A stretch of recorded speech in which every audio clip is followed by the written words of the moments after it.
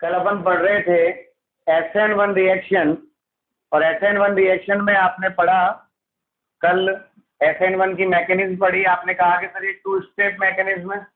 कितना step mechanism है? 2 step mechanism. मैं थोड़ा सा फास्टली रिवाइज करता हूँ कल का टॉपिक।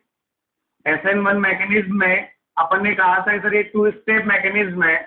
इसका जो फर्स्ट स्टेप होता है, उस फर्स्ट स्टेप में क्या होता है कि CH बॉन्ड जो होता है उस बॉन्ड का इलेक्ट्रोलाइटिक क्लेवेज होगा। इलेक्ट्रोलाइटिक क्लेवेज का मतलब है कि बॉन्ड की इलेक्ट्रॉन एक ही एटम पर जाता है। क्लियर है? तो ये इलेक्ट्रोलाइटिक क्लेवेज होगा और कार्ब कैटायन का फॉर्मेशन होगा। तो यहाँ बन गया carb cation as a intermediate. तो यहाँ इंटरमीडिएट कौन है? Carb cation. और मैंने आपको पहले भी कहा जब कार्ब कैटायन इंटरमीडिएट बनाया था कि जिस भी रिएक्शन में कार्ब कैटायन इंटरमीडिएट बनता है उस रिएक्शन में आप कुछ देर के लिए रुकेंगे और देखेंगे कि रीअरेंजमेंट तो नहीं हो रहा, और यदि रीअरेंजमेंट हो रहा है तो आप पहले करेंगे, उसके बाद फाइनल प्रोडक्ट बनाएंगे। जब रीअरेंजमेंट होगा उसके बाद आप इस सेकंड स्टेप में जो मोस्ट स्टेबल कार्ब कैटायन होगा रीअरेंज होकर जो ऑक्टेन होगा वो ये ना, और इस पर फिर सेकंड स्टेप में क्या होता है? न्यूक्लियोफाइल का अटैक होता है, और न्यूक्लियोफाइल के अटैक से क्या बनता है? प्रोडक्ट बनता है NU। इसको अगर आप R मान लें पूरे को, एल्किल ग्रुप को, ये R हो गया और ये X हो गया, तो ये क्या हो जाएगा? RNU बन जाएगा। क्या बन जाएगा? RNU। तो ये 2 स्टेप थी। यहाँ पर पहली स्टेप तो आपकी स्लो थी और दूसरी स्टेप आपकी फास्ट थी। और आपने केमिकल काइनेटिक्स में पढ़ा था कि when a reaction occurs in more than one step, then the slowest step of reaction is known as rate determining step। Hindi में हमने इसको कहा था वेग निर्धारक पद। क्लियर? तो ये था आपके RDS। Clear? Rate determining step मतलब रिएक्शन की रेट केवल इस स्टेप में पार्टिसिपेट करने वाले रिएक्टेंट स्पीशीज की कंसंट्रेशन पर डिपेंड करती है। तो यहाँ पर अपन देखें तो यहाँ रेट क्या आएगी? रेट इक्वल टू आएगी K इंटू RH। तो यहाँ ये रेट ऑफ रिएक्शन का इक्वेशन आगे, इसको अपन कहते हैं रेट इक्वेशन। क्या कहते हैं? रेट इक्वेशन या रेट लॉ। वेग नियम कहा था अपन ने। तो यहाँ पर इस रेट लॉ में रेट किस पर डिपेंड कर रही है? रिएक्टेंट की मोलर कंसंट्रेशन की एक पावर पे डिपेंड कर रही है। तो यहाँ जो ऑर्डर ऑफ रिएक्शन थी वो ऑर्डर ऑफ रिएक्शन थी 1। कितनी थी ऑर्डर ऑफ रिएक्शन? 1 थी। क्लियर है भाई? ये तो हो गया ऑर्डर ऑफ रिएक्शन 1 थी, इसलिए इसको कहा यूनिमोलिक्यूलर न्यूक्लियोफिलिक सब्स्टिट्यूशन। उल्टा पढ़ना है आपको इसको, unimolecular nucleophilic substitution reaction. Clear? अब यहाँ पे अपन देखें, अपन को उसने कहा stereochemistry of the reaction. Stereochemistry depend करेगी इस स्टेप पर, क्योंकि यहाँ पर जो इंटरमीडिएट है वो कार्ब कैटायन है, और कार्ब कैटायन की जो ज्योमेट्री होती है ट्राइगोनल प्लेनर होती है। ट्राइगोनल प्लेनर का मतलब ये ऐसे है, प्लेन में पड़ा हुआ है। क्लियर? ये मान लो बोर्ड है मेरा और बोर्ड के प्लेन में पड़ा हुआ है, तो एक बार न्यूक्लियोफाइल ऊपर से अटैक कर सकता है और एक बार न्यूक्लियोफाइल नीचे से अटैक कर सकता है। तो दोनों की संभावना जो पॉसिबिलिटीज है वो 50-50 है। तो जब ये एक बार ये ऊपर से अटैक करेगा तो ऐसे जुड़ेगा, और एक बार ये इधर से अटैक करेगा नीचे से। नीचे का मतलब पीछे से अटैक कर रहा है। ठीक है ना भाई? तो यहाँ पर जो बनेगा वो ऐसा बनेगा NU और C और दिस। क्लियर? अगर एक D आइसोमर है तो एक L बनेगा, और जब एक ही मिक्सचर में 50% D है और उसी कंपाउंड का 50% L है तो ये कहलाएगा आपके रैसेमिक मिक्सचर। क्या कहलाएगा? आपके रैसेमिक मिक्सचर कहलाएगा। और यू नो दैट रैसेमिक मिक्सचर क्या होता है? ऑप्टिकली इनएक्टिव होता है। क्लियर है? तो ये होगा ऑप्टिकली इनएक्टिव। तो ये कहलाता है आपके ऑप्टिकली इनएक्टिव। तो यहाँ पर जो प्रोडक्ट ऑब्टेन होगा वो ऑप्टिकली इनएक्टिव मतलब प्रकाशिक अक्रिय प्राप्त होगा। क्लियर? तो इस तरह से ये जो रिएक्शन है इसमें क्या बन रहा है? रैसेमिक मिक्सचर बन रहा है। तो इसको हम कहते हैं रैसेमाइजेशन। क्या कहते हैं इसे? रैसेमाइजेशन कहते हैं। क्लियर है ना भाई? ये तो कल हमने पढ़ाया था, SN1 मैकेनिज्म में समझाया था कल। अब हम बात करते हैं reactivity of RH towards the SN1 reaction. भाई आप कैसे बताओगे कौन सा एल्किल हैलाइड फास्ट रिएक्शन देगा, कौन सा एल्किल हैलाइड स्लो रिएक्शन देगा? वो कहलाती है रिएक्टिविटी। और रिएक्टिविटी हमेशा ध्यान रखना, आप नेचर ऑफ रिएक्शन को देखो, रिएक्शन कौन सी है कि सर SN1 है, न्यूक्लियोफाइल अटैक कर रहा है, तो जितना इजीली न्यूक्लियोफाइल अटैक करेगा वो रिएक्शन उतनी फास्ट होगी। क्लियर है? तो वहां पर अपन को देखना है कि जिन भी रिएक्शन में हम रिएक्टिविटी देख रहे हैं उनमें ये देखना है कि भाई इंटरमीडिएट बन रहा है क्या, और यदि इंटरमीडिएट बन रहा है तो किस रिएक्टेंट से मोर स्टेबल इंटरमीडिएट ऑब्टेन हो रहा है, तो वो रिएक्टेंट मोर रिएक्टिव होगा, और जिस रिएक्टेंट से लेस स्टेबल इंटरमीडिएट ऑब्टेन होगा वो रिएक्टेंट लेस रिएक्टिव होगा। क्लियर है? जैसे अपन यहां पे बात करें reactivity of Rx towards the SN1 reaction, और ये डायरेक्ट पूछता है, वो 4 एग्जाम्पल दे देगा और उनका ऑर्डर पूछ लेगा भाई क्या ऑर्डर है क्या नहीं है। तो you know that SN1 reaction में इंटरमीडिएट कौन बना, मध्यवर्ती कौन था, कार्ब कैटायन। कौन था इंटरमीडिएट? Carb cation. तो यहां पर जो इंटरमीडिएट बन रहा है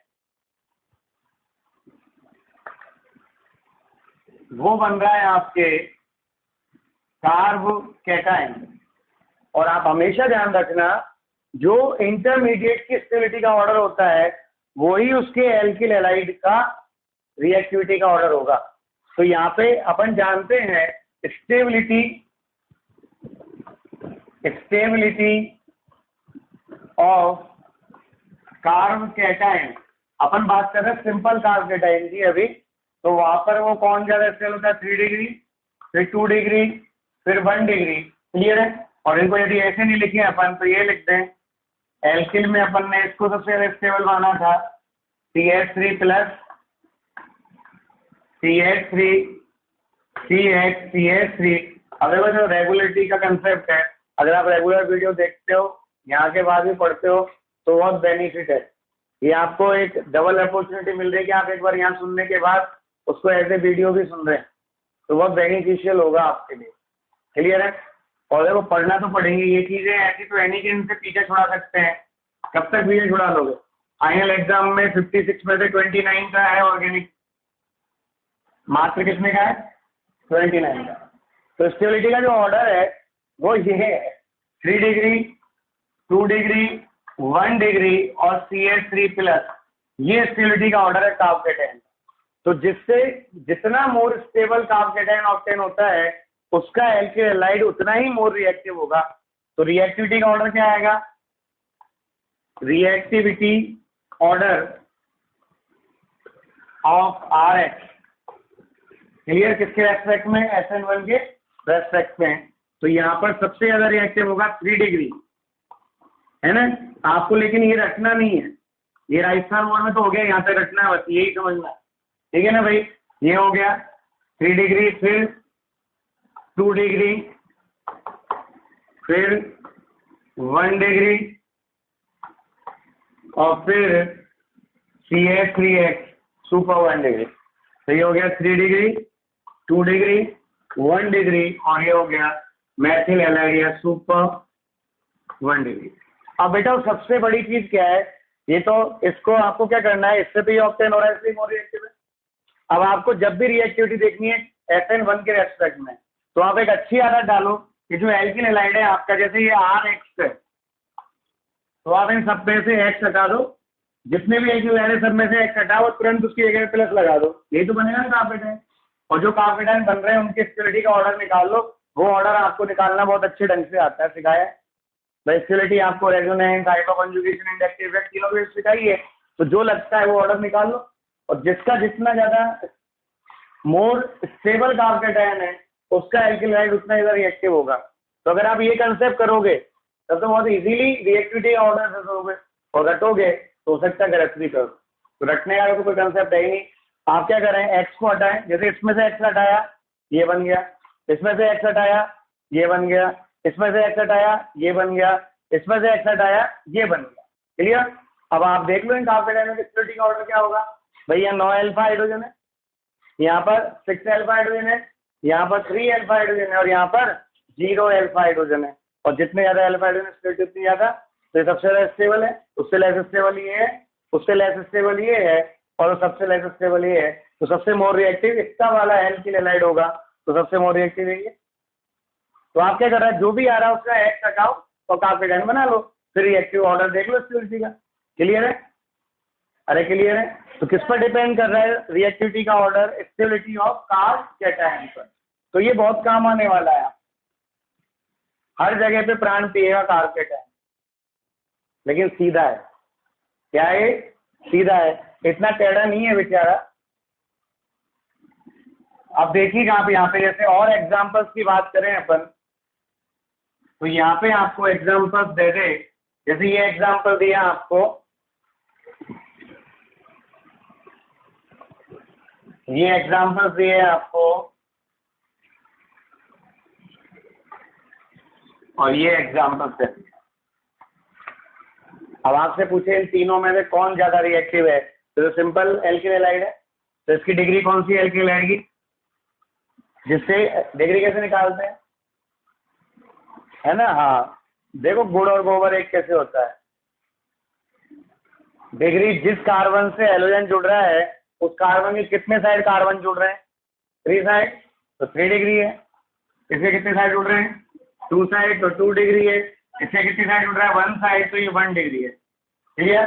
तो जो ज्यादा रिएक्टिव है वो ज्यादा डिग्री है, वो ज्यादा रिएक्टिव है। क्लियर? जैसे और एग्जांपल की बात करें आपको, जैसे ये दे दिया, ये एग्जांपल दे दिया आपको Cl। क्लियर? अभी तो जिसने नहीं पढ़ा होगा ये पिछला, तो उसे कुछ भी समझ में नहीं आएगा, पॉसिबल ही नहीं है समझ में आ जाए, पिछला नहीं पढ़ा उसके। तो इसलिए कतई भी आप बेचैनी में नहीं रहे, क्योंकि समझ में तभी आया या बिल्कुल चैन से पढ़ा होगा आपने शुरू से चैप्टर जहाँ से स्टार्ट करा वहां से। अगर नहीं पढ़ा होगा तो बिल्कुल भी नहीं आएगा, परेशान होने की आवश्यकता ही नहीं है। तुम तीनों ने पढ़ा है शुरू से इसको? नहीं पढ़ा, मतलब इनके पिताजी ने मोबाइल तक चला रखा बेचारों को कि देखो पबजी ही बंद हो गया अब तो, और क्या करे। हाँ चलो कोई बात नहीं, इधर देखो, ये 3 डिग्री है, ये 3 डिग्री है, ये 2 डिग्री है और ये 1 डिग्री है। तो सबसे रिएक्टिव कौन होगा? 3 डिग्री। क्लियर? और एग्जांपल देखें अपन, तो ऐसे क्वेश्चन आएंगे, बस राइट ऑर्डर ऑफ रिएक्टिविटी ये देगा, इनको आपको जमाना है, कौन मोर रिएक्टिव होगा और कौन लेस रिएक्टिव होगा। और ऐसे क्वेश्चन राजस्थान बोर्ड में बहुत प्यारे आते हैं, छोटे छोटे क्वेश्चन आते हैं लेकिन अच्छे आते हैं। ठीक है? और जेईई में और नीट में तो आते ही हैं। ठीक है ना? और देखिए अपन यहाँ एग्जाम्पल, जैसे आपको ये एग्जाम्पल दे दिया, ये वाला दे दिया एक,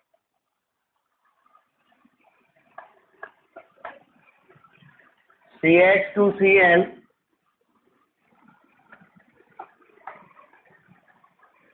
CH CH3 और Cl और C CH3 CH3 और Cl।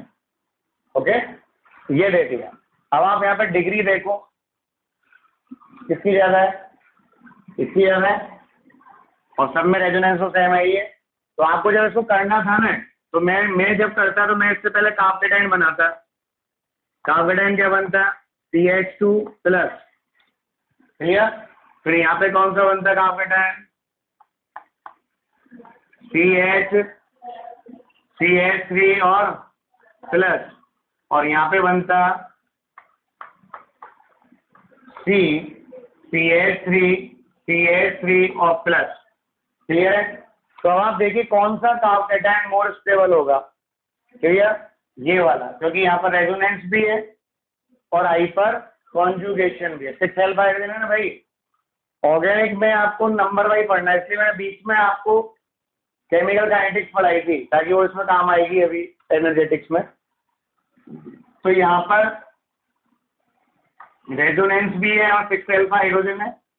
यहाँ रेजोनेंस तो यही है और 3 अल्फा हाइड्रोजन है, और यहाँ केवल रेजोनेंस है, अल्फा हाइड्रोजन 0 है ही नहीं ना भाई। अल्फा हाइड्रोजन तो 0 अल्फा हाइड्रोजन, मतलब सबसे स्टेबल कौन होगा? 3 वाला, फिर ये वाला सबसे कम ये, तो सबसे ज्यादा स्टेबल 3 डिग्री हो गया, फिर 2 डिग्री हो गया, फिर 1 डिग्री हो गया। क्लियर है? ये ऑर्डर ऑफ रिएक्टिविटी का, स्टेबिलिटी का है, तो रिएक्टिविटी इसके सेम आ जाएगी। सबसे ज़्यादा स्टेबल ये है तो इसका ये रिएक्टिविटी सबसे ज़्यादा होगी, क्लियर, और इसकी रिएक्टिविटी सबसे कम होगी। तो रिएक्टिविटी का ऑर्डर तो ये रहा, रिएक्टिविटी और स्टेबिलिटी क्या है आपके, स्टेबिलिटी ऑफ काफ केटायन ही रहा, क्लियर। आपसे जैसे ये पूछते हैं अपन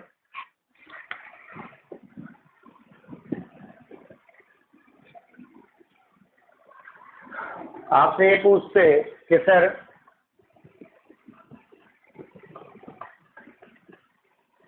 CH2Cl और Cl, इन दोनों में से मोर रिएक्टिव कौन होता, क्लियर। तो यहाँ इससे काफ केटायन बना लीजिए आप, इससे जो काफ केटायन बनेगा वो तो बनेगा CH2 प्लस जिसमें रेजोनेंस, और यहाँ जो काफ केटायन बनेगा वो बनेगा ये वाला प्लस, और जब प्लस डबल बॉन्डेड कार्बन पर पॉजिटिव लॉन पेयर या नेगेटिव चार्ज होता है तो रेजोनेंस ही नहीं करता वो, और रेजोनेंस नहीं करता तो आइडियन स्टेबल है, और आइडियन स्टेबल है तो स्टेबिलिटी तो इसकी ज़्यादा है तो रिएक्टिविटी भी इसकी ज़्यादा है, क्लियर है। कोई कंफ्यूजन? आपने ऐसे ये ले लिया, आपने ऐसे ये ले लिया, मान लो ये ले लिया CH2Cl, बस ये क्वेश्चन ऐसे आएंगे डायरेक्टली और कुछ भी नहीं है इसमें, रिएक्टिविटी CH2CH और Cl, CH2 और Cl इन दोनों में पूछा तो इन दोनों में पहले काफ केटायन बना लो आप, क्या बनेगा, ये सारे इसलिए मैंने बिल्कुल सीरियलिटी से पढ़ाया आपको चीजें ताकि वो काम आए, और फिर भी अगर नहीं पढ़ा हो तो अभी भी आपके पास 1-2 दिन का टाइम है, आप इजी गोइंग पहले इनको पढ़ लो, जो ये भी चालू करा मैंने रिएक्शन मैकेनिज्म यहाँ से, उससे समझ में आ जाएगा, क्लियर। स्टीरियो नहीं पढ़ोगे तो अभी कोई दिक्कत नहीं है, स्टीरियो को तो अपन जैसे जैसे यूज होती जाएगी बताते जाएंगे, लेकिन उसको भी पढ़ लो, टाइम मिले तो फायदे में रहोगे आप। तो ये CH2 प्लस हो गया, तो ये तुम्हारे पास ज़्यादा टाइम फ्री मिलेगा, 6 से 8 महीने मिलेंगे तैयारी के लिए 12th के लिए, क्लियर है। कौन मोर स्टेबल होगा, ये वाला रेजोनेंस है और यहाँ पर भी रेजोनेंस है, लेकिन यहाँ रेजोनेंस बड़ा है और यहाँ रेजोनेंस छोटा है, तो बड़ा वाला मोर स्टेबल होता है ना भाई, तो रिएक्टिविटी इसकी ज़्यादा है। तो अब तक तो अपन ने जो एग्जाम्पल्स लिए उन सब में हेलोजन सेम था, अब मैं हेलोजन को चेंज कर दूँ और फिर देखें रिएक्टिविटी क्या आएगी। तो यहाँ पर देखिएगा हेलोजन को चेंज कर दें तो रिएक्टिविटी क्या आएगी, क्लियर। तो आप यहाँ देखिएगा, आपने इसे यहाँ पे ले लिया RF ले लिया, एक RCl ले लिया, एक RBr ले लिया और एक RI ले लिया, ये सारे ले लिया। अब आपसे पूछे कौन मोर रिएक्टिव, तो देखिए यहाँ पर अपन अब देखते हैं, यहाँ पर ये RF बॉन्ड है, ये RCl है, ये RBr है, ये RI है। RF में R एल्किल ग्रुप है तो ये कार्बन से जुड़ा हुआ है CF, ये CBr बॉन्ड है, CCl बॉन्ड है, ये यहाँ पर CBr बॉन्ड है और यहाँ पर ये CI बॉन्ड है। अब हमें देखना है कि कौन सी रिएक्टिविटी ज़्यादा है, तो रिएक्टिविटी में क्या होगा भाई, ये बॉन्ड है, अब ये बॉन्ड जितना अब तक तो डिग्री पे काम कर रहे थे हम, काफी टाइम स्टेबिलिटी की बात कर रहे थे, अब काफी टाइम तो सब में सेम बनेगा, तो सब में सेम बनेगा, तो अब डिपेंड करेगा ये जो बॉन्ड है ये बॉन्ड कितना इजीली ब्रेक होगा, जिसमें जितना फास्ट बॉन्ड ब्रेक होगा उतना ही मोर रिएक्टिव होगा, और जिसमें जितना स्लो होगा उतना ही लेस रिएक्टिव होगा। तो अपन इधर से इधर जाते हैं तो एक्स का साइज बढ़ रहा है, हेलोजन फ्लोरीन से आयोडीन पे जा रहे हैं, ग्रुप में टॉप टू बॉटम जा रहे हैं भाई, वर्ग में ऊपर से नीचे जा रहे हैं ना भाई, और वर्ग में ऊपर से नीचे जा रहे हैं तो साइज बढ़ रहा है, तो साइज ऑफ एक्स बढ़ेगा, और साइज ऑफ एक्स बढ़ेगा तो CX बॉन्ड लेंथ जो है वो भी बढ़ेगी, और CX बॉन्ड लेंथ बढ़ेगी तो CX bond strength, bond length और बॉन्ड स्ट्रेंथ क्या होती है, एक दूसरे के इनवर्सली प्रोपोर्शन होती है, घटेगी, और घटेगी तो यहाँ पर ये बॉन्ड जल्दी टूटेगा, और जल्दी टूटेगा तो रिएक्टिविटी जो है वो बढ़ेगी, तो रिएक्टिविटी बढ़ेगी तो सबसे ज़्यादा रिएक्टिविटी होती है CI बॉन्ड की, फिर CBr बॉन्ड की, फिर CCl बॉन्ड की, और सबसे कम होती है CF बॉन्ड, क्लियर। क्योंकि ये बॉन्ड सबसे स्ट्रॉन्ग है, टूटेगा ही नहीं और जल्दी नहीं टूटेगा, तो रिएक्टिविटी क्या आएगी लेफ्ट साइड। कैसे? जैसे भाई आपकी मम्मी ने खाना बनाया, मम्मी ने कि आ जाओ रे खाना खा लो, तो खाना खा लो, तो एक से कही मैं तो अभी थोड़ी देर बाद खाऊंगा, एक से कही मैं थोड़ी देर बाद खाऊंगा, और एक मम्मी रोटी बन गई क्या? हाँ बन गई, ले बेटा, तो सबसे पहले खाएगा। तो वो चिल्ला रहा है बहुत देर से, क्यों? उसके पेट में चूहे कूद रहे हैं, तो उसको भूख तेज लग रही है, रिएक्टिविटी बहुत हाई है उसकी। तो यहाँ पर भी जितनी जल्दी ये बॉन्ड टूटेगा उतनी फास्ट रिएक्टिविटी, उसके टूटते ही काफी टाइम बनाएगा, काफी टाइम न्यूक्लियोफाइल से अटैक करेगा, तो ये बनेगा। तो यहाँ पर रिएक्टिविटी का ऑर्डर ही आएगा। जैसे आपने ये ले लिया Cl, Br और I। अब आपसे कहे भाई ऑर्डर ऑफ रिएक्टिविटी क्या होगा? सबसे ज्यादा ऑर्डर ऑफ रिएक्टिविटी जो होगी वो I की सबसे ज्यादा होगी। तो जब हेलोजन डिफरेंट हो तो आयोडाइड मोर रिएक्टिव होते हैं बजाय ब्रोमाइड के और क्लोराइड। क्लियर है? ये है आपके रिएक्टिविटी का ऑर्डर ऑफ SN1 रिएक्शन। और मैकेनिज्म देखते हैं अपन ऑफ रिएक्शन SN2 मैकेनिज्म। पहला तो कंप्लीट है SN1। SN2 का नाम है by molecular nucleophilic substitution reaction. ये SN1 से बिल्कुल डिफरेंट है, अपोजिट नहीं है, केवल डिफरेंट है। अपोजिट एक अलग चीज होता है, डिफरेंट अलग चीज होता है। तो यहाँ पर सबसे पहली चीज तो क्या है कि ये SN2 रिएक्शन जो है वो वन स्टेप प्रोसेस है। SN1 तो कितने स्टेप में हुई थी? 2 स्टेप में हुई थी, यहाँ 1 स्टेप में हुई थी। तो ये आपने कहा कि sir it is a 1 step mechanism, तो ये एक 1 स्टेप मैकेनिज्म है, और 1 स्टेप है तो फिर ये प्राइमरी रिएक्शन हो गई। अरे भाई जो रिएक्शन एक ही स्टेप में होती है उन्हें सिंपल रिएक्शन कहते हैं ना भाई, तो कौन सी रिएक्शन हो गई ये? प्राइमरी। और कोई भी रिएक्शन जितने स्टेप में होती है, आप एक चीज हमेशा ध्यान रखना कि नंबर ऑफ 2 चीज बनती है, एक तो इंटरमीडिएट बनता है और एक ट्रांजिशन स्टेट बनती है। तो ट्रांजिशन स्टेट तो हर स्टेप में बनती है, तो जितने आपसे पूछे how many transition state are formed in this reaction, तो जितने स्टेप है उतनी ट्रांजिशन स्टेट होगी। और इंटरमीडिएट स्टेप जितने स्टेप्स हैं उनमें से एक कम होगी। क्यों? पहले स्टेप कंप्लीट होगा तभी तो इंटरमीडिएट बनेगा यहाँ पर, फिर अगला स्टेप में बनेगा इंटरमीडिएट, फिर अगले में बनेगा। तो यहाँ पे हमें ट्रांजिशन स्टेट तो हर स्टेप में बनती है, कोई भी रिएक्शन हो वहां ट्रांजिशन तो आपको बनाना ही है, यहाँ प्रॉपर वे में बनेगी। तो यहाँ पे क्या होता है, ये आपका एल्किल हैलाइड हो गया जिसने हमें अटैक करा था। क्लियर भाई? हम यही वाली तो रिएक्शन पढ़ रहे हैं आपके, Rx plus NU minus equal to RNU और प्लस X माइनस। इसको तो समझा रहे हैं अपन, जो अपन ने कल एग्जाम्पल लिखा था पहला वाला वही है। अब इसकी मैकेनिज्म समझा रहे हैं अपन। तो SN2 मैकेनिज्म में अपन क्या कह रहे हैं? RX में मैं इसको खोल के लिख लूं, कार्बन को वैलेंसी से लिख लिया ना भाई, कार्बन की 4 वैलेंसी होती है तो X आ गया। तो X क्या है? आपका लीविंग ग्रुप है, जो भग रहा है वो भगोड़ा है। अरे जो भग रहा है वो भगोड़ा है, और जो जुड़ रहा है वो साथी है। भाई जो जुड़ रहा है वो तो अपना साथी है, जो भग रहा है वो भगोड़ा है। अब यहाँ पे क्या होता है, ये कॉलोनी मान लीजिए आप, क्या मान लीजिए? कॉलोनी, और कॉलोनी में गुंडा जुड़ा हुआ है, लेकिन गुंडे की खासियत है कॉलोनी को परेशान नहीं करता, कॉलोनी का भला ही करता है। इसकी वजह से कॉलोनी में बुरे तत्व नहीं आते, डरते हैं फलाने सिंह की कॉलोनी उसमें नहीं जाना। कभी कभी गुंडा कॉलोनी के लिए फायदेमंद भी होता है, ठीक है। अब यहाँ पे दूसरा गुंडा ये रहा, इससे स्ट्रॉन्ग गुंडा है, ये अटैक करेगा।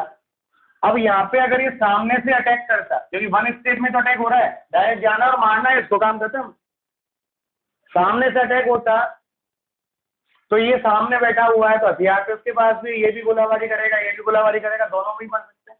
तो मतलब ये न्यूक्लियोफाइल है, X माइनस है ना भाई, तो ये भी न्यूक्लियोफाइल है और ये भी न्यूक्लियोफाइल है, दोनों ही सेम चार्ज वाले हो गए। तो जब दोनों आमने सामने से आएंगे तो उनमें रिपल्शन होगा, और रिपल्शन होगा तो रिएक्टिविटी घटेगी। अरे भाई रिपल्शन होता है तो रिएक्टिविटी घटेगी ना भाई, तो यहाँ रिएक्टिविटी घटेगी, रिएक्शन होने में टाइम लगेगा। सामने से आएंगे तो ये भी अलर्ट हो गया, वो भी अलर्ट हो गया, अब गोलीबारी चल रही है, पता नहीं कितने दिन तक चलेगी, और क्या पता कोई मरेगा भी कि नहीं मरेगा। तो यहाँ पे फ्रंट अटैक नहीं होता। इस रिएक्शन की खासियत है कि यहाँ अटैक जो होता है वो पीठ पीछे होता है, बैक साइड अटैक होता है। क्लियर? और जब पीठ पीछे अटैक होता है ऐसे बैक साइड, इसे कहते हैं अपन बैक साइड अटैक। पीठ पीछे होता है, ये तो बैठा ही हुआ, खौफ दिया, जैसे कटप्पा ने बाहुबली को मारा, ऐसे मारा था बैक साइड, क्लियर, मारा था ना भाई। तो अब जैसे जैसे ये बढ़ता जा रहा है, इसको पता पड़ेगी सेना आगे पीछे से, तो इसमें हलचल मच जाएगी ना भाई। अब एकदम पीछे मोर्चा संभाल नहीं सकता, इसका मोर्चा तो कहाँ लग रहा है, आगे लग रहा है। तो जैसे जैसे ये पास आता जाएगा ये दूर भागता जाएगा, क्लियर है। और एक स्थिति ऐसी आएगी जब दोनों ही कॉलोनी से पार्शियली अटैच हो जाएंगे, ऐसे एक्स और एन, ये दोनों ही नहीं निकल पाए इस कॉलोनी से, ना तो ये निकल पाया ना ये पूल से जुड़ पाया, तो इसे कहते हैं ट्रांजिशन स्टेट। और ट्रांजिशन स्टेट कहते हैं तो हायर एनर्जी वाली स्टेट होती है, इसकी एनर्जी बहुत हाई होती है, तो ये हाई एनर्जी वाला हो गया, क्लियर। इसे कहते हैं संक्रमण अवस्था। ट्रांजिशन स्टेट का मतलब क्या होता है, एक ऐसी स्टेट जिसमें सारे बंद पार्शियली बॉन्डेड हो। तो यहाँ पर जो बॉन्ड टूटने वाला है वो भी पार्शियली बॉन्डेड है और जो जुड़ने वाला है वो भी पार्शियली बॉन्डेड। अब इस कॉलोनी में दोनों तरफ से गुंडे जुड़ गए, अब यहाँ पे इनमें गोलाबारी नहीं चल रही, ये एक चुनाव लड़ना चाहते हैं कॉलोनी से कि भाई आप बताओ आपका गुंडा कौन, कॉलोनी को सेलेक्ट करना है हमारा गुंडा कौन। अब कॉलोनी ने देखा यार ये तो टटपुन जैसा है, ये बड़ा गुंडा, ये ज्यादा काम आएगा, तो कॉलोनी क्या करेगी, इसको भगा देगी। और यही होता है चुनावों में, जो बेचारा गरीब सा आदमी होता है ईमानदार, उसको तो वोट ही नहीं देते, ये क्या करेगा, ये तो बोल ही नहीं पाएगा, और नहीं बोल पाएगा तो उसको वोट मत दे, क्लियर। और जो गुंडा होता है उसको तुरंत वोट मिलते हैं, ये ढंग से लड़ लेगा, ये नहीं पता फिर पूरी कॉलोनी खा जाएगा वो, ठीक है ना। तो यहाँ पर फिर कॉलोनी इसको रिजेक्ट कर देगी, इसको भगा देगी, और इसको भगा देगी तो इधर देखना, इधर दिख रहा है यहाँ पे, तो इसमें से फिर ये x माइनस जाएगा और x माइनस जाएगा, तो ये क्या बनेगा, ये NU बनेगा, क्लियर।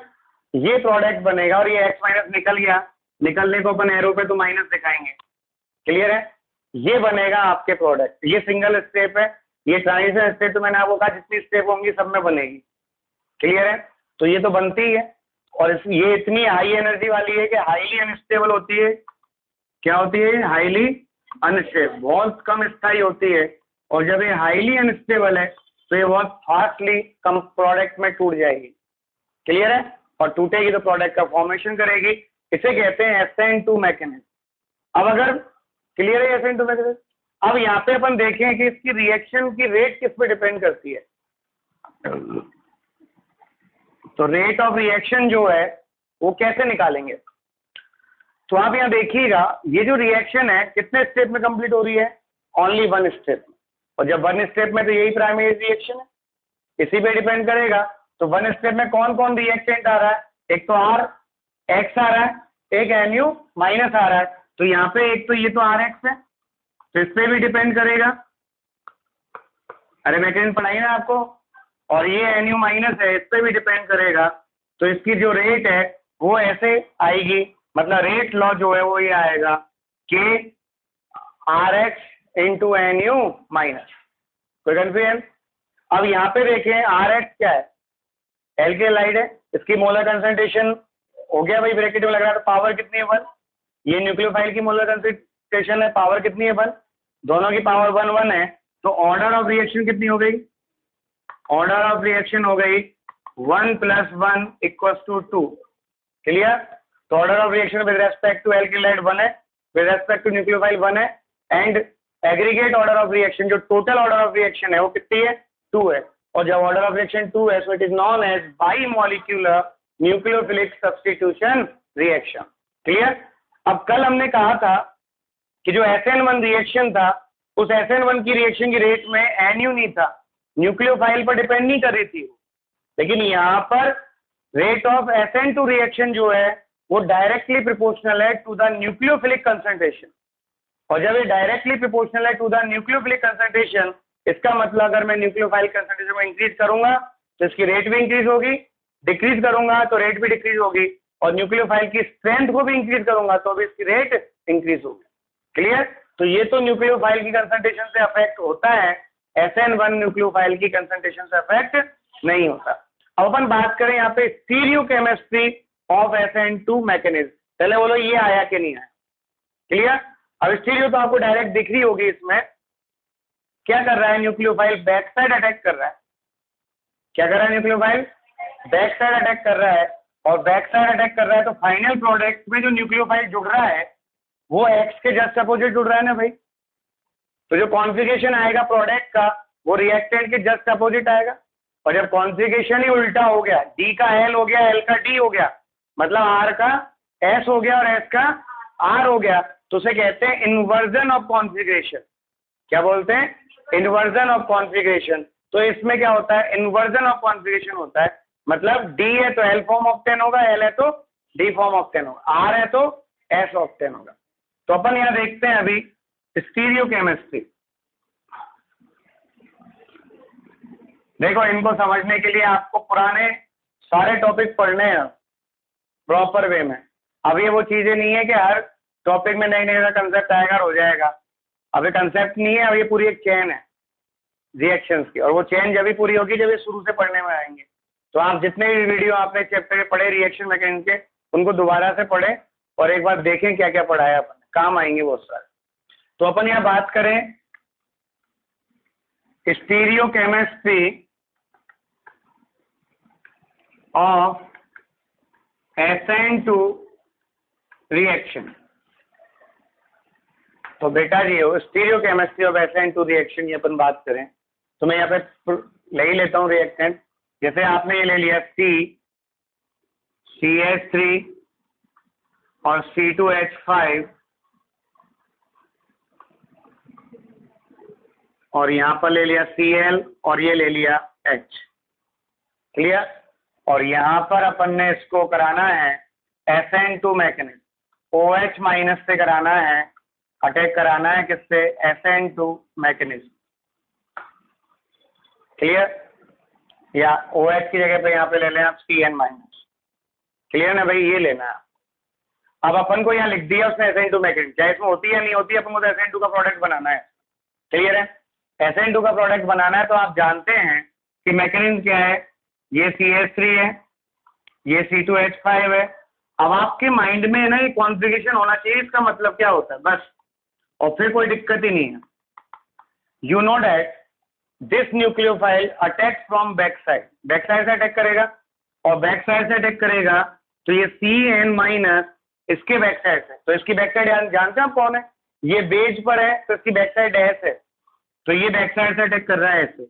अब यहाँ पे 2D में तो ऐसे दिखेगा और ऐसे अटैक कर रहा है, तो यहाँ पे क्या बनेगा, ये बनेगा CH3 C C2H5 और H, इधर आ गया Cl और इधर आ गया Cn और यहाँ पे आ गया माइनस, क्लियर। अब Cl बाहर निकलेगा, तो Cl बाहर निकलेगा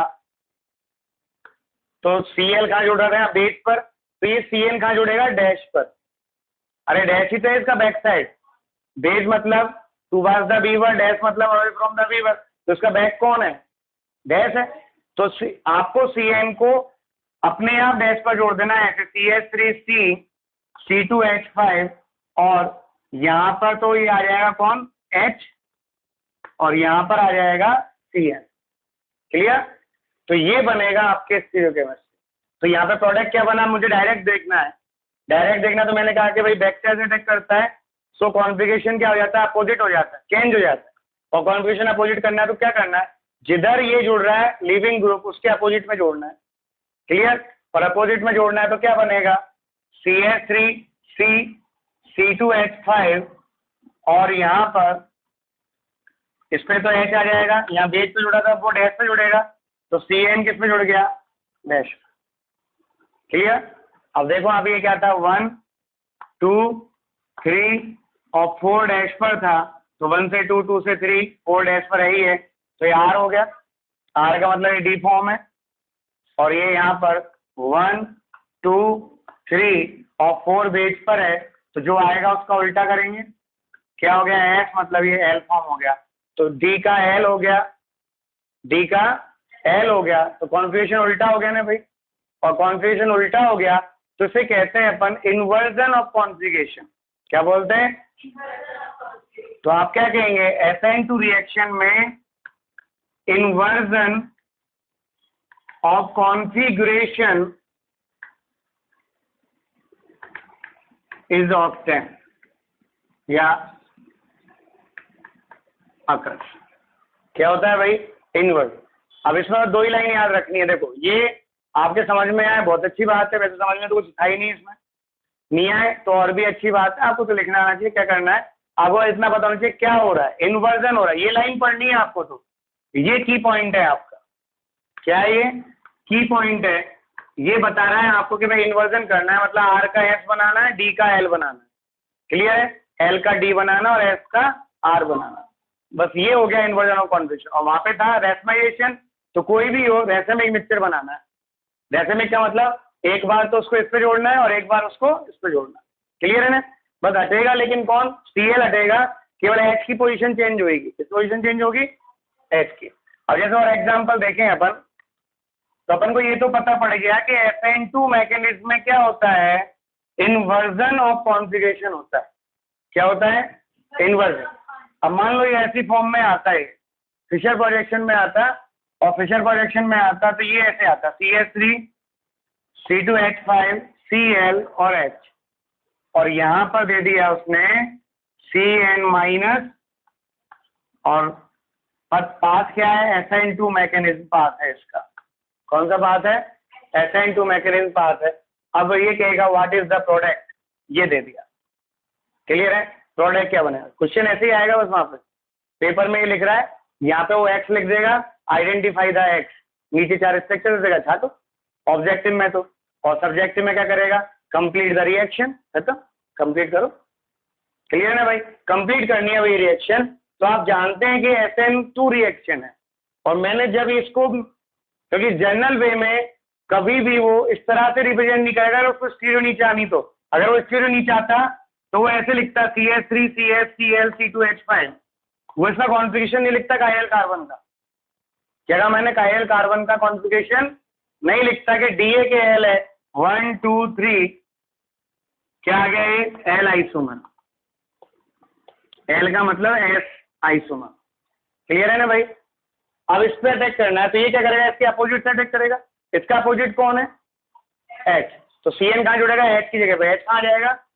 Cl की जगह पर। तो यहाँ क्या बनेगा? CS3 और Cn और H और C2H5। Clear?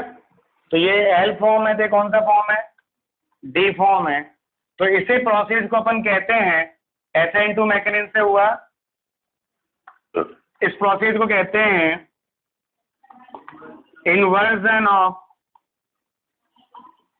Configuration. Clear?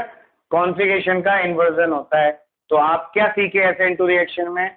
SN2 reaction में अगर मैं स्टीरियो की बात करूं, तो हम जानते हैं कि सर यहाँ पर न्यूक्लियोफाइल जो है वो बैक साइड से अटैक करता है, और जब बैक साइड से अटैक करेगा तो बैक साइड पे जुड़ेगा, लिविंग ग्रुप की बैक साइड पे, और लिविंग ग्रुप की बैक साइड पे जुड़ेगा तो बनने वाला जो प्रोडक्ट आएगा, उस प्रोडक्ट की जो ऑप्टिकल रोटेशन होगा वो रिएक्टेंट के जस्ट अपोजिट होगा। मतलब कॉन्फिगरेशन जो है वो रिएक्टेंट के जस्ट अपोजिट होगा। अगर रिएक्टेंट R है तो वो S बनेगा, L है तो वो D बनेगा, D है तो वो L बनेगा। तो हम कहते हैं यहाँ पर इन्वर्जन ऑफ क्या होता है? कॉन्फिगरेशन होता है। कोई कंफ्यूजन, कोई प्रॉब्लम है? तो यहाँ केवल कॉन्फिगरेशन उसी का चेंज होगा कार्बन का जहाँ पे हेलोजन जुड़ रहा है, ये लिविंग ग्रुप जुड़ रहा है। मान लो इस पे तो कोई कायल कार्बन था ही नहीं, और दूसरा कायल कार्बन है, तो उसका कॉन्फिगरेशन चेंज नहीं होगा, उसका तो सेम ऑप्टेन होगा। भैया कायरल होगा तो ये तो चेंज होगा, नहीं तो कॉन्फिगरेशन कायरल ही नहीं है तो नहीं होगा। क्लियर? चलिए अपन पढ़ते हैं reactivity of RH towards SN2 mechanism. और जब आपको रिएक्टिविटी देखनी हो ना, पहले ये देखा करो सर ने रिएक्शन कैसे कराई है, उस मैकेनिज्म में स्टेप क्या क्या है, और उन स्टेप के अकॉर्डिंग सोचना स्टार्ट कर दो, अपने आप आंसर आ जाएगा। ये मेरी गारंटी, अगर आप सोचना चालू करते हो तो भाई अटैक कौन कर रहा है? कि न्यूक्लियोफाइल। इससे पहले वाले में तो कार्बोकेटायन बन रहा था, तो मेरा पूरा कंसंट्रेशन कार्बोकेटायन चल गया, क्योंकि वो जैसे बनेगा वैसी रिएक्टिविटी आएगी। अब यहाँ तो कार्बोकेटायन है ही नहीं, यहाँ तो कार्बोकेटायन है ही नहीं, और है ही नहीं तो यहाँ रिएक्टिविटी किस पे डिपेंड करेगी वो देखिएगा। तो ये आपका एल्किल हैलाइड है, ये R1 है, ये R2 है और ये R3 है। क्लियर है? ये डिफरेंट डिफरेंट ग्रुप्स है, मतलब इनमें कोई H भी हो सकता है, कोई CH3 भी हो सकता है, कोई C2H5 भी हो सकता है। क्लियर है? अब यहाँ पर ये न्यूक्लियोफाइल अटैक कर रहा है, तो बेटा यहाँ कोई इंटरमीडिएट तो बन नहीं रहा है जो मैं उस इंटरमीडिएट को देख के डायरेक्ट आंसर दे दूं। अब ये न्यूक्लियोफाइल अटैक कर रहा है यहाँ पर। अब ये जितना इजीली यहाँ अप्रोच करेगा और भिड़ेगा उतनी फास्टली ये निकलेगा बाहर। क्लियर है? और अगर इसके पहुंचने का,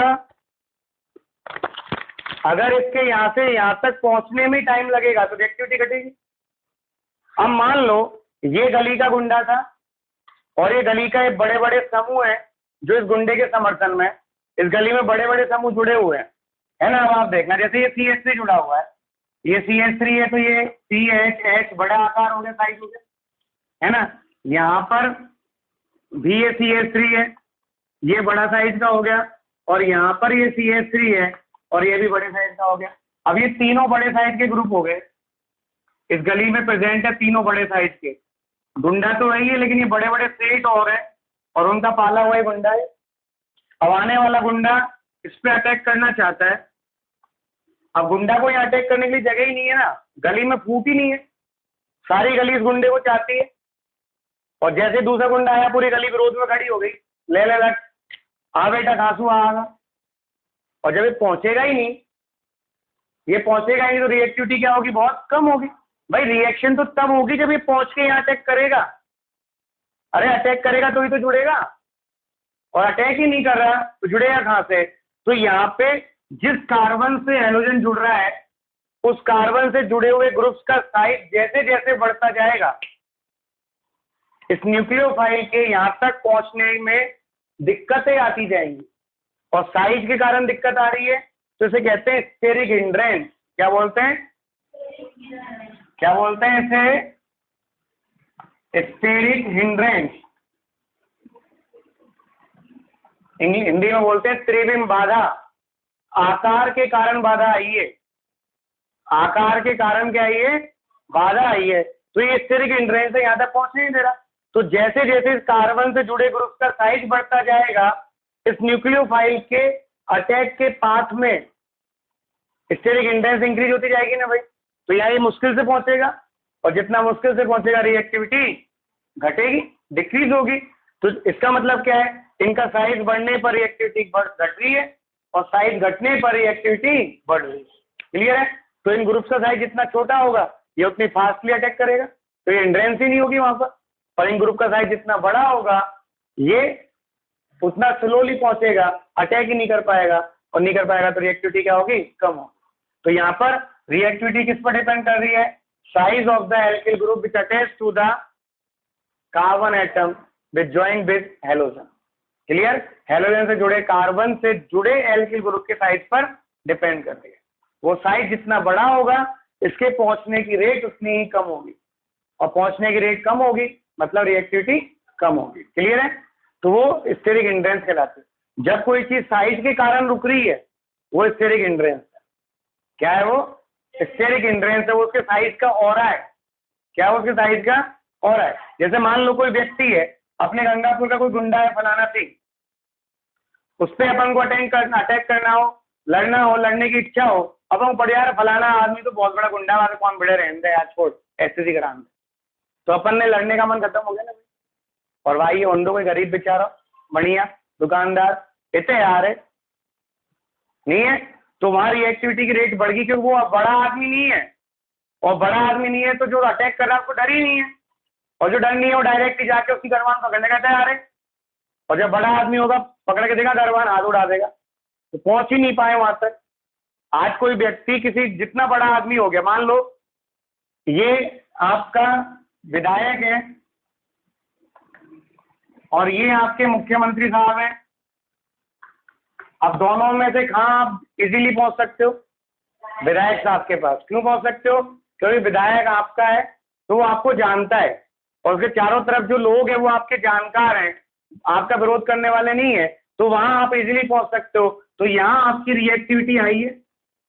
लेकिन जब आपको सीएम से मिलना है तो पहले आपको अपॉइंटमेंट लेना पड़ेगा और फिर इंतजार करना पड़ेगा, फिर अपॉइंटमेंट के अकॉर्डिंग आपका नंबर आएगा।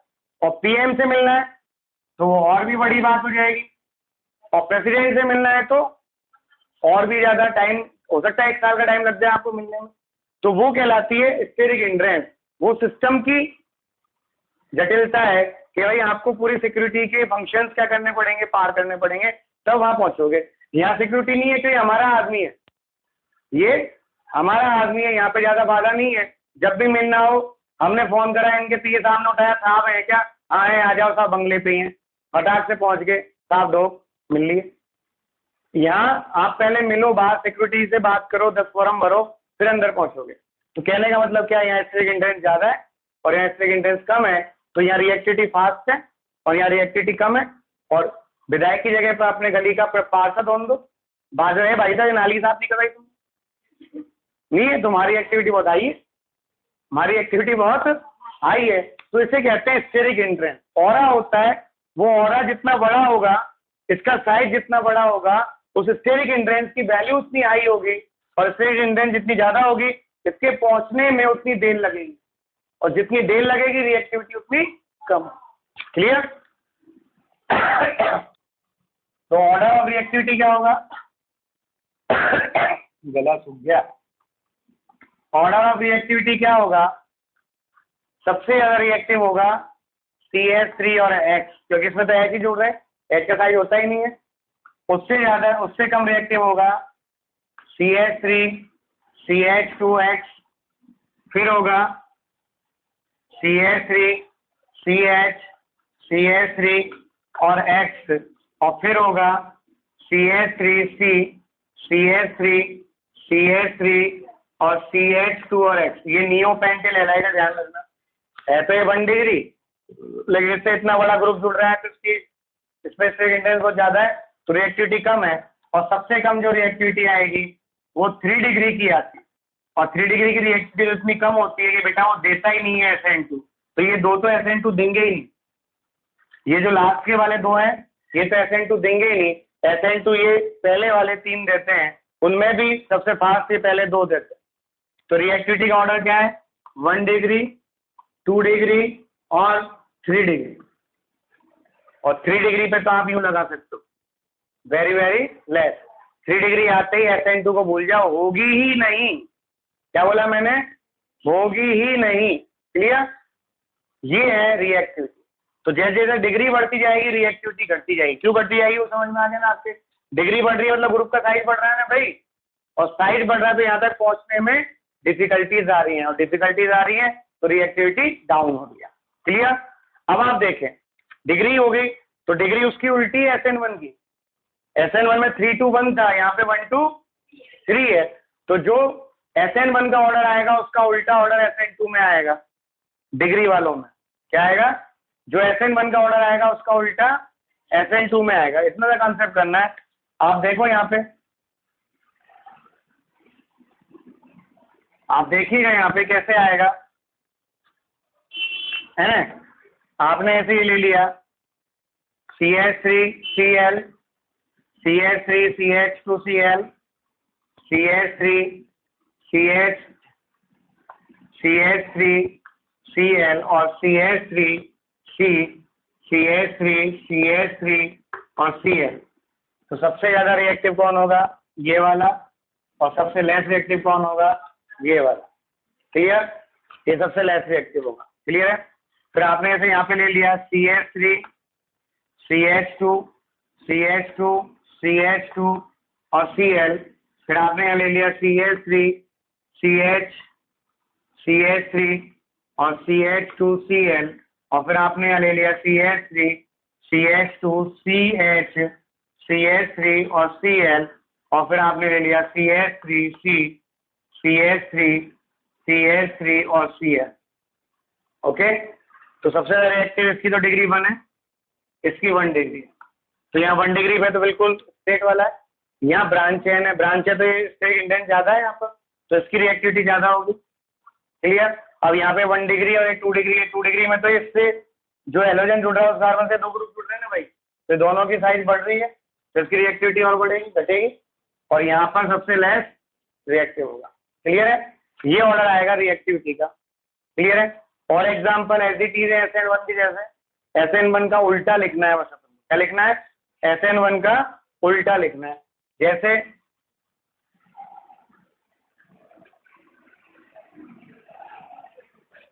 अब कल इन दोनों को पढ़ के आइएगा आप, ताकि इनमें डिफरेंस पढ़ेंगे अपन तो बहुत इजी गोइंग आने चाहिए, मतलब वो जैसे आपने ये ले लिया C6H5 CH2Cl C6H5 CH CH3Cl और C6H5 C CH3 और CH3 और Cl। तो किसकी रिएक्टिविटी सबसे ज्यादा होगी? इसकी। तो सबसे कम किसकी होगी? इसकी। क्लियर? अब मान लो हेलोजन चेंज है, भाई ये तो सेम है, हेलोजन चेंज है जब देखें अपन, तो हेलोजन चेंज में रिएक्टिविटी का ऑर्डर वही है जो SN1 में होगा, सेम आएगा। क्यों? वहां तो जिसमें बॉन्ड जल्दी टूटेगा वो ज्यादा रिएक्टिव है, वहां तो डिग्री देखनी नहीं है अपन को। भाई एल्किल ग्रुप का साइज तो सेम है ना वहाँ पे, केवल हेलोजन डिफरेंट है, तो जितनी जल्दी टूटेगा उतना मोर रिएक्टिव होगा। तो यहाँ पे आप देखें RF RCl RBr RI, इनमें तो क्या R तो सेम है ना भाई, हम साइज तो R का ही तो देख रहे थे। अब यहाँ R तो सेम है तो साइज का तो कोई फर्क पड़ ही नहीं रहा, केवल हेलोजन का डिफरेंस आएगा। तो यहाँ अपन कहते हैं साइज ऑफ X इधर से इधर जाने पर क्या हो रहा है? इंक्रीज हो रहा है। तो साइज ऑफ X इंक्रीज होगा, तो CX बॉन्ड लेंथ भी इंक्रीज होगी, और बॉन्ड लेंथ इंक्रीज होगी तो CX बॉन्ड स्ट्रेंथ डिक्रीज होगी, और CH बॉन्ड स्ट्रेंथ डिक्रीज होगी, तो रिएक्टिविटी जो है वो इंक्रीज हो। क्लियर है? तो ये यहाँ पर रिएक्टिविटी सबसे ज्यादा किसकी है? आयोडाइड की है, और सबसे कम फ्लोराइड की है। आपको यहाँ पे ये दे दिया Cl Br और I, तो ये SN1 के सेम आएगा, अपोजिट नहीं आएगा, अपोजिट डिग्री वाला आएगा। कौन सा आएगा? डिग्री वाला। ये है आपके SN1 और SN2, ये दोनों अपन ने पूरे पढ़े। इसकी मैं PDF भेज देता हूँ, आप पढ़िएगा इसको ढंग से और सॉल्व करिएगा। फिर दोनों में डिफरेंस भी लिखने हैं आपको, तो डिफरेंस यही है, लिखा के पूरे सेम एज इट इज। इनको लिस्टेड करना चाहो तो लिस्टेड भी कर सकते हो, कोई दिक्कत